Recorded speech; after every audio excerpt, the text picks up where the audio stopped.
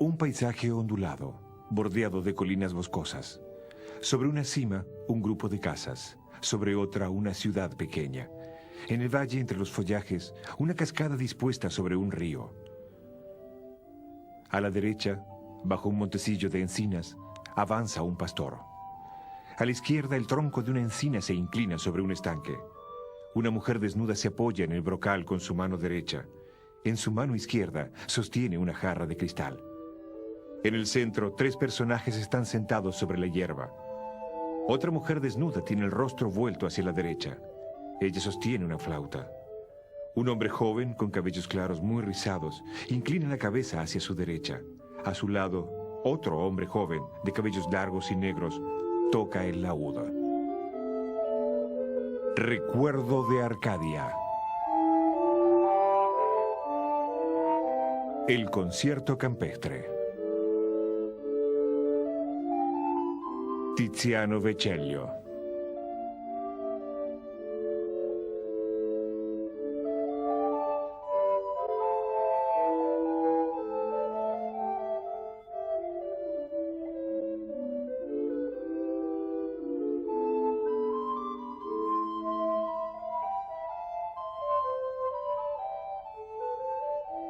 El cuadro, pintado en Venecia a comienzos del siglo XVI, reaparece después de un siglo y medio desde su ejecución.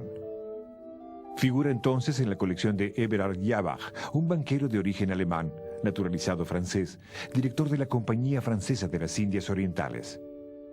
Malos negocios obligan al banquero a desprenderse de su colección. En 1671, Colbert hace comprar por cuenta de Luis XIV 101 cuadros y más de 5.000 dibujos. En 1683, Charles Le Brun, primer pintor del rey, hace el inventario de los 426 cuadros pertenecientes entonces al monarca.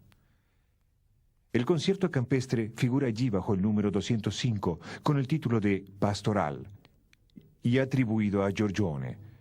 Las telas eran con frecuencia integradas en entablados y agrandadas o achicadas según las circunstancias. Ubicado en los departamentos del Gran Delfín, en Versailles, el concierto campestre decora el Salón Dorado entre un Rafael y un Tiziano. A la muerte de Luis XIV, la tela es trasladada a París, al hotel particular del duque de Antin, hijo de Madame de Montespan. Vuelve a Versailles en 1736. Es llevado a depósito a las reservas de la superintendencia del castillo. En 1792 es enviado al Louvre.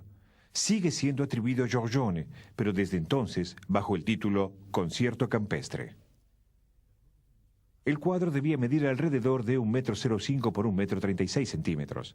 En 1683 mide 1,30 m por 1,46 m. En 1709, 1,21 m por 1,69 m. Fue reducido después. Hoy es exhibido bajo un vidrio de protección antirreflejos y con un marco estilo renacimiento italiano que oculta las huellas de estos agrandamientos arriba y a la derecha. El concierto campestre es uno de los cuadros más célebres del Louvre. Hoy en día es atribuido a Tiziano. Es uno de los ejemplos más asombrosos del cambio de atribución de un gran maestro a otro.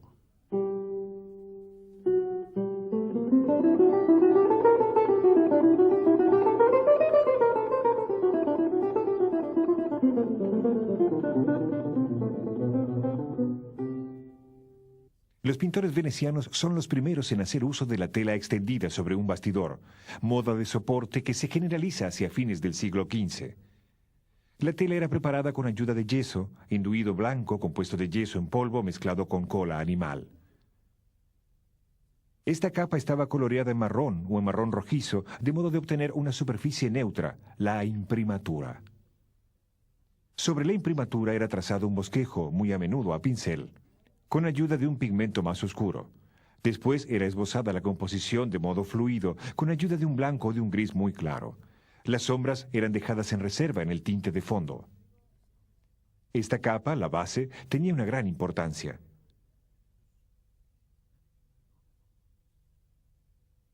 Cuando la base estaba bien seca, el pintor aplicaba sobre ciertas superficies delgadas capas de pigmentos puros muy diluidos al óleo y transparentes.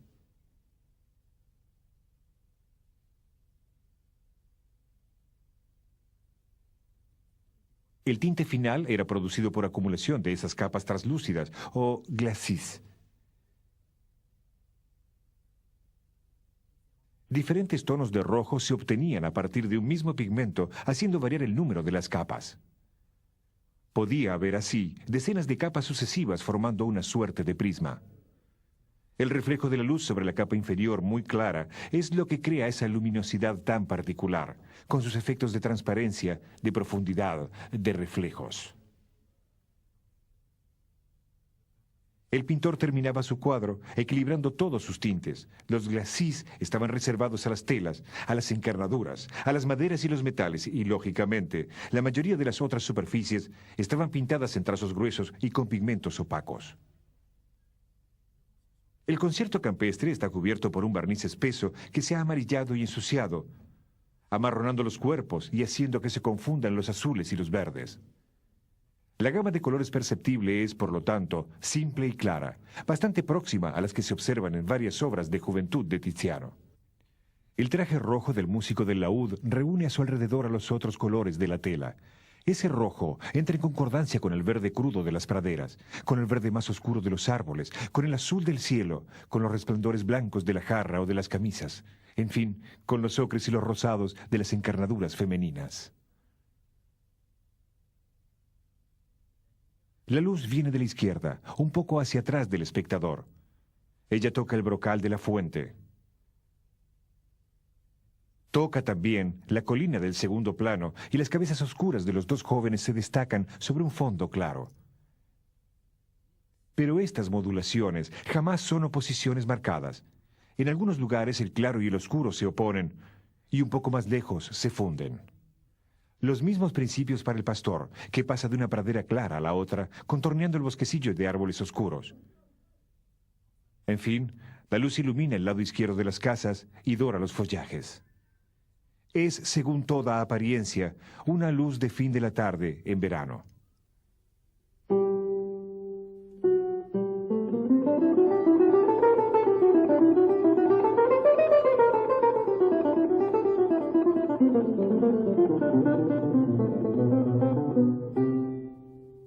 Si el concierto campestre ha sido por largo tiempo atribuido a Giorgione, es porque presentaba múltiples afinidades con otras obras del pintor veneciano.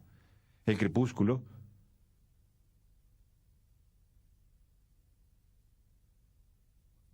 Los Tres Filósofos,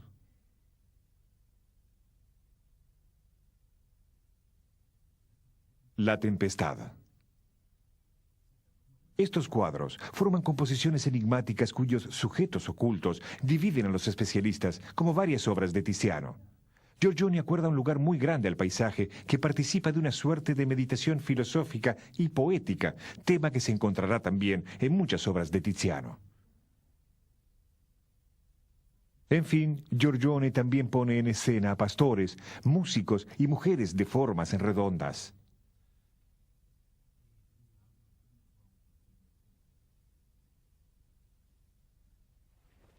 Giorgione y Tiziano colaboran en 1508 en los frescos de la fachada de los almacenes de los Tedeschi, en Venecia. Giorgione tiene 31 años, Tiziano unos 20. Giorgione muere en 1510, sin duda, durante una epidemia de peste. Quizá como lo quiere una tradición, Tiziano termina algunas telas dejadas en el atelier. Pero varios cuadros, por mucho tiempo atribuidos a Giorgione, fueron finalmente devueltos al joven Tiziano por la mayoría de los historiadores. Susanne y Daniel, La Virgen y el Niño con San Antonio y San Roque, El Concierto.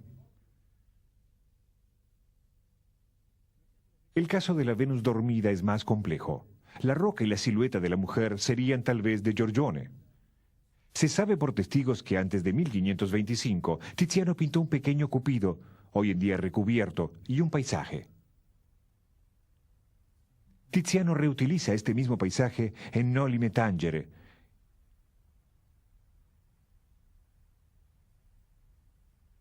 Y también en el amor sagrado y el amor profano,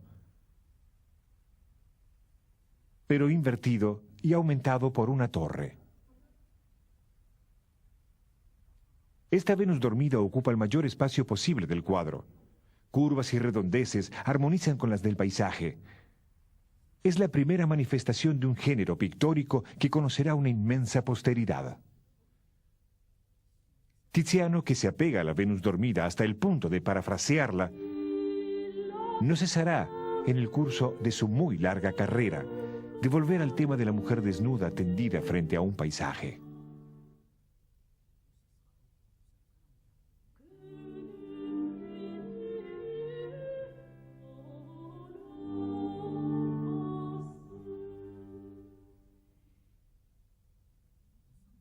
Desde 1919, Louis Autic ha acumulado un cierto número de indicios en favor de una atribución a Tiziano del concierto campestre. Un dibujo del Museo Británico muestra a una pareja de músicos. En la silueta de la mujer se reconoce la flautista del cuadro. Se ha observado que la mujer no estaba dibujada con la misma tinta. ¿Se trata tal vez de un dibujo preparatorio de Giorgione conservado por Tiziano y completado por él? La otra parte del dibujo tiene el estilo de Tiziano, quien reutilizará decenas de años más tarde al Cordero Dormido en su San Juan Bautista. El hombre joven de cabellos largos se reencuentra en varias obras de Tiziano, y en particular en sus frescos de Padua, realizados en 1511, justo después de la muerte de Giorgione.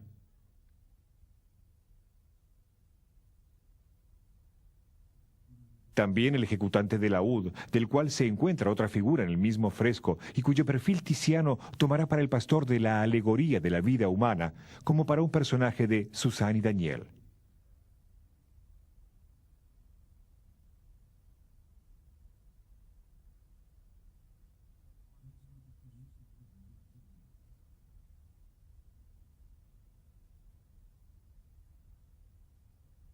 El pastor con sus corderos es una suerte de sello en las primeras obras de Tiziano.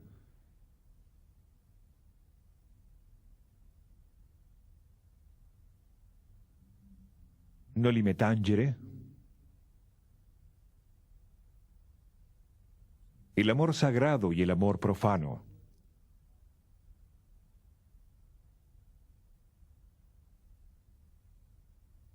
La Virgen del Conejo.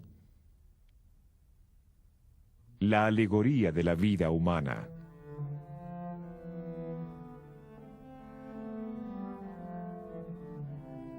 La organización del espacio en el concierto campestre por planos separados es muy parecido al que se observa en las otras obras del joven Tiziano, como La alegoría de la vida humana o en Noli me tangere.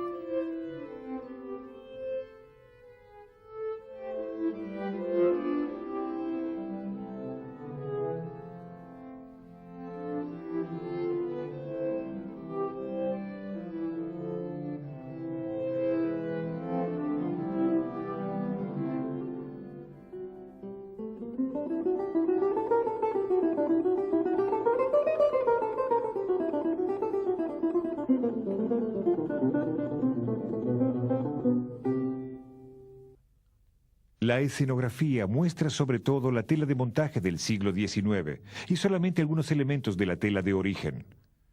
La densidad de la pintura es débil. El cuadro ha sido, pues, compuesto con ayuda de glacis coloreados muy delgados. Pero sobre la parte izquierda de la tela, el espesor del pigmento es más importante. La silueta de la mujer de pie cubre una primera versión muy diferente. En su origen la mujer era vista de frente, las piernas paralelas, el rostro vuelto hacia el grupo central y el brazo izquierdo alzado hacia el grupo. Esta silueta llama a la comparación con otra pintura de Tiziano, el amor sagrado y el amor profano. La mujer, situada a la derecha, tiene una posición parecida y sostiene a una copa. Tal vez Tiziano se haya servido del mismo dibujo de base. Pero la silueta recuerda también un grabado de Marcantonio Raimondi que data de 1508 y está inspirado en una obra desaparecida de Giorgione, titulada La Primavera. Parece que la primera mujer tenía la misma forma de cabeza, el mismo cuerpo macizo, pero las posiciones de sus brazos eran exactamente inversas. Quizá portase ella recipientes parecidos. Y en efecto, la radiografía muestra en una posición de base una estructura redonda que podría ser la boca de un recipiente. Habría entonces allí una primera instancia de la mujer de pie. Ella sostenía en su mano derecha la jarra, cuya agua vertía en el suelo. El cliché muestra también otra posición de la mano y la jarra. El pintor ha llevado el brazo izquierdo de la mujer hacia la izquierda del espectador. Al mismo tiempo, cambió la orientación de la cabeza, que se vuelve ahora hacia la fuente. El brazo que antes sostenía la jarra no se ha movido, pero la mano se apoya sobre el brocal. Es la otra mano la que toma la jarra. Esta primera posición bastante profunda junto al pozo sin duda no satisfizo al pintor.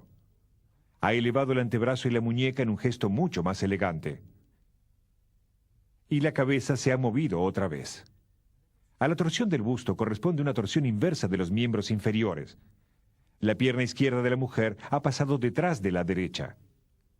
Una parte de estas modificaciones puede advertirse en simples fotografías infrarrojas.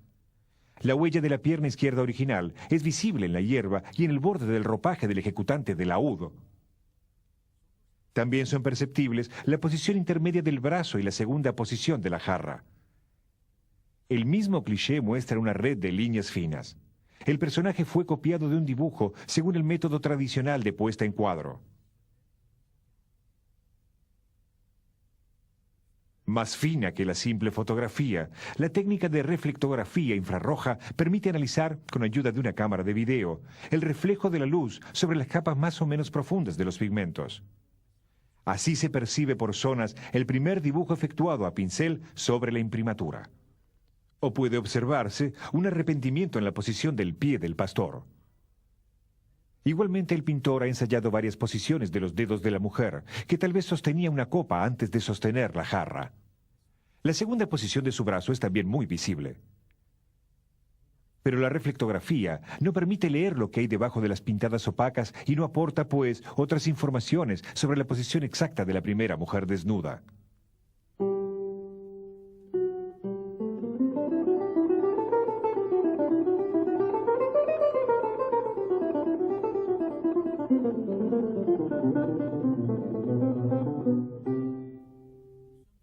Estamos en las alturas. El sol se pone a la izquierda detrás de nosotros. Hay montañas al oeste y enfrente, al este, tal vez el mar.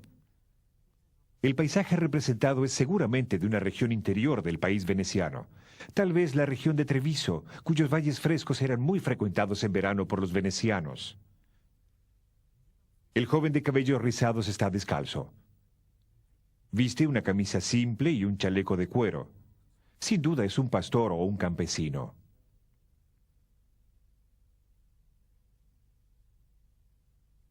El ejecutante del laúd está tocado con una boina de terciopelo rojo ajustada con un lazo negro y combina con su capa.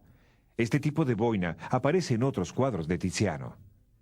El traje de seda está coloreado al rojo de kermés. Este color era signo de lujo, igual que la camisa fina bordada y el corte del traje con mangas abullonadas. El joven lleva calzas, esas medias bicolores que son, quizá, el signo de su pertenencia a una hermandad, la compañía de la calza. Estos grupos de gente muy joven formaban una suerte de orden de caballería. Se dedicaban sobre todo a la música y acompañaban diversas manifestaciones de la vida veneciana. El joven de rojo viene, pues, de la ciudad y ha traído con él un instrumento musical frágil y costoso que contrasta con la simple flauta pastoral que sostiene la mujer. El laúd de 5 cuerdas dobles aumentadas con una prima es un instrumento frecuente en las imágenes venecianas de la época. Y una de las dos mujeres, aunque desnuda, lleva también las marcas de la moda aristocrática. Los cabellos recogidos en rodete por un velo de seda liviana que cae sobre el hombro.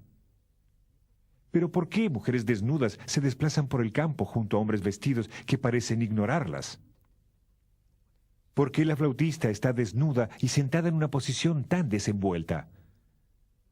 ¿Qué hace la otra mujer de prestancia más noble? ¿Acaba ella de extraer agua o se apresta a verterla en la fuente, lo que parecería absurdo? Podría tratarse de un simple encuentro bucólico en un bello fin de tarde de verano entre dos parejas, habiendo venido el primero a visitar al del campo.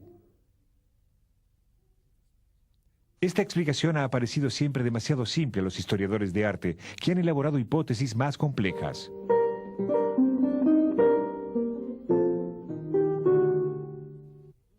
Las dos jóvenes mujeres serían ninfas de los bosques, invisibles a los ojos de los otros personajes, pero mostradas al espectador por el pintor, como lo haría un poeta en un poema elegíaco. Eso explicaría el gesto de la mujer de la izquierda. Las ninfas de las aguas llenaban las fuentes.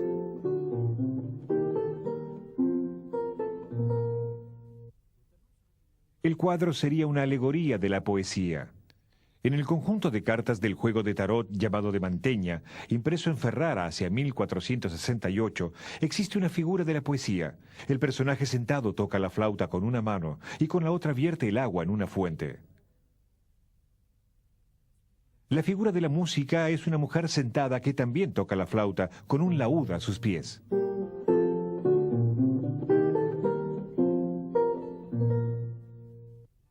La mujer de la fuente podría también recordar al signo del zodíaco Acuario, símbolo del tiempo que pasa y de la brevedad de los placeres.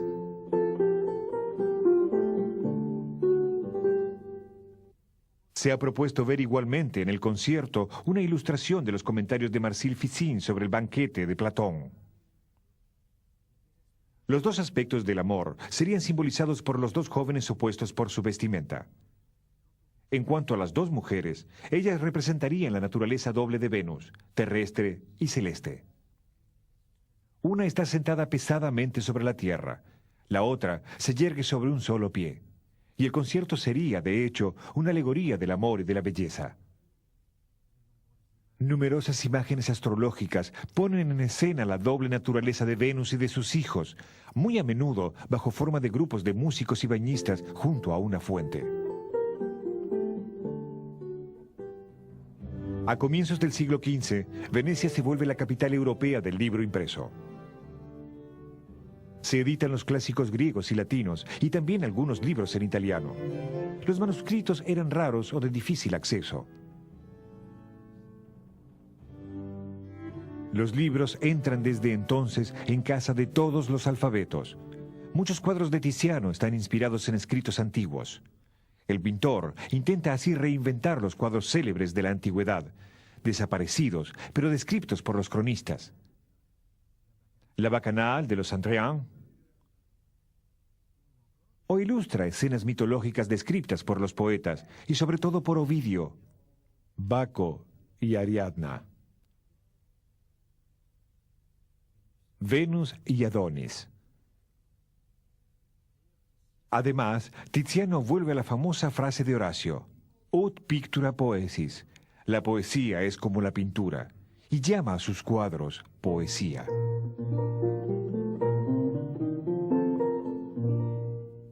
Así, el concierto podría ilustrar la leyenda de Orfeo contada por Ovidio. Habiendo perdido a Eurídice para siempre, Orfeo decide en adelante consagrarse al amor de los hombres jóvenes. Un fragmento de la leyenda cuenta que Orfeo se enamora del joven Calé. Eso desata la cólera de las mujeres de Tracia, que lo matan. El cuadro podría también evocar el poema de Teócrito sobre la leyenda de Dafne, el pastor que habría inventado la poesía bucólica. Cegado por una ninfa a quien había jurado fidelidad, pasa su vida cantando sus lamentaciones.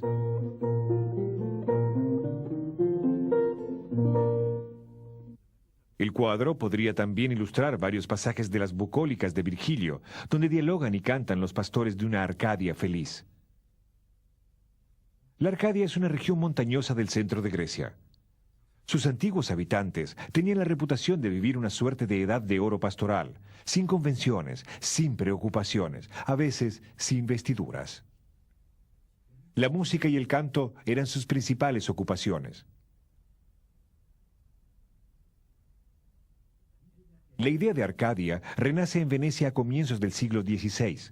Uno de los mayores éxitos de librería del gran editor Al-Manouche, El sueño de Polifilo, publicado en 1499, fue escrito por un monje, Francesco Colonna. Ilustrado con grabados, este relato esotérico cuenta una búsqueda amorosa en un escenario pastoral sembrado de ruinas antiguas y de inscripciones. Él mezcla la alegoría espiritual con la apología del amor carnal. Florestas, fuentes, desnudos y músicas inspiran seguramente tanto a Giorgione como a Tiziano.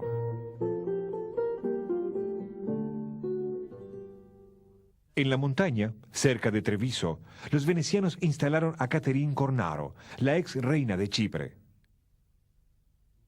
Le han construido una pequeña ciudad ideal, Asolo. En la corte se codean pintores, sabios, eruditos, poetas. El humanista veneciano Pietro Bembo, quien frecuenta a Giorgione y que será más tarde amigo de Tiziano, publica en 1505 Los Asolanos, las gentes de Asolo, una serie de discursos sobre el amor, de personajes alegóricos.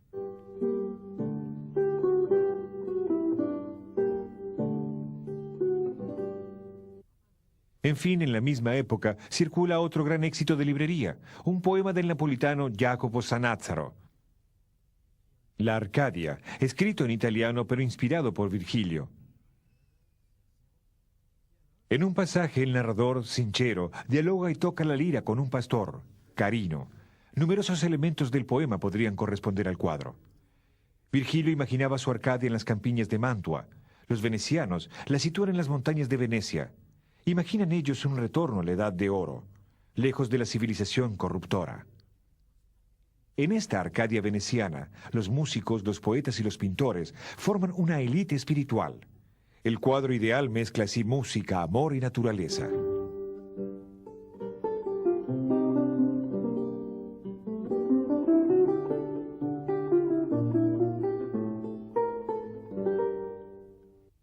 Laúd y flauta. Los dos instrumentos eran considerados como incompatibles. Tal vez estén presentes justamente para significar una oposición entre la flauta, macho, y el laúd, hembra. Cuerpos desnudos en la naturaleza. Huecos y sombras modulan nuevas curiosidades, nuevas interrogaciones. Los pliegues y los nudos de los ropajes parecen hacer eco a los huecos y los pliegues de los cuerpos. La pintura traducirá desde entonces la dimensión erótica de la belleza. Si el cuerpo es tratado como un paisaje, el paisaje mismo es un cuerpo enamorado. Al borde de un dibujo atribuido a Giorgione, el ejecutante de viola, el artista ha dibujado un tronco de árbol con relieves femeninos. Este mismo árbol se reencuentra, apenas menos explícito, en el dibujo que muestra a una pareja de músicos. En el concierto campestre, el tronco del árbol detrás de la fuente se curva según las curvas de la mujer desnuda. Las frondas de las encinas son macizas y espesas como los cabellos del pastor. Las ondulaciones sucesivas del país interior repiten las de los cuerpos. Con Giorgione y Tiziano, el paisaje se ha vuelto el lugar de una metáfora erótica.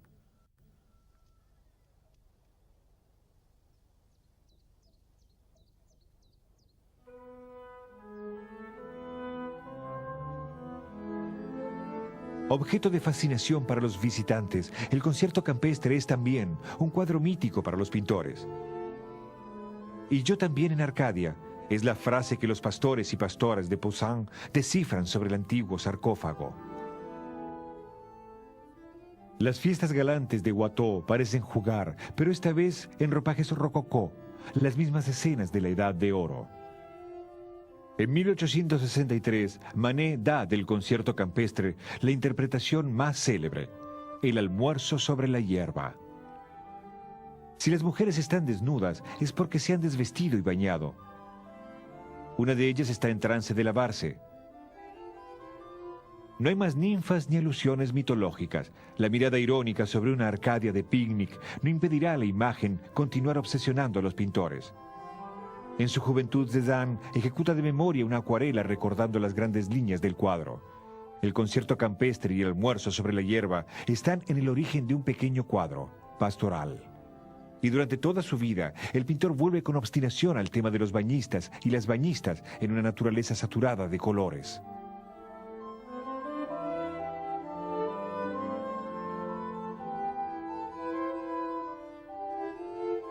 Como Matisse, que lo retoma, lo desarrolla y lo nombra de modo explícito: lujo, calma y voluptuosidad. Pastoral. La felicidad de vivir.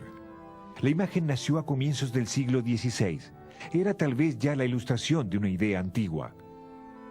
Continúa viviendo en la historia de las formas como el recuerdo de un sueño frágil, pero obstinado.